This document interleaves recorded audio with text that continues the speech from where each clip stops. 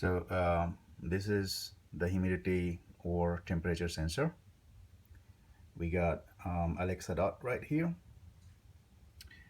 and we have our power switch that is connected to a humidifier. Now we're gonna switch on this humidifier using voice.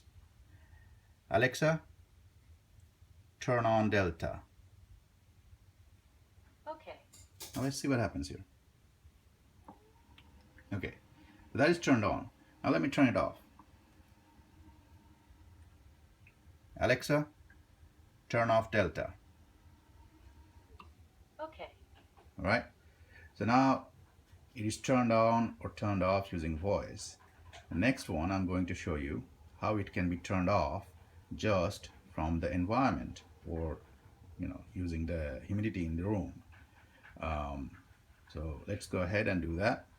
Now first of all, let's switch on Delta. So Alexa, switch on Delta.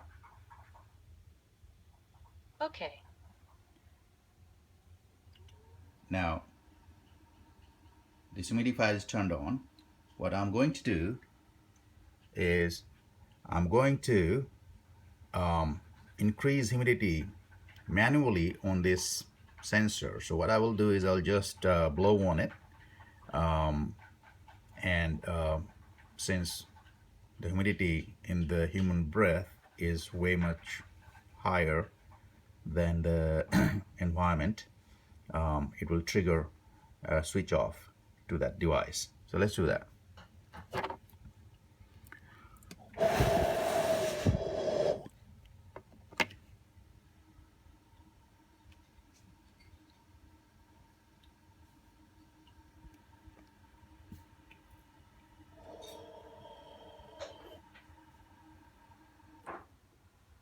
So as you can see, once I have blown on this device,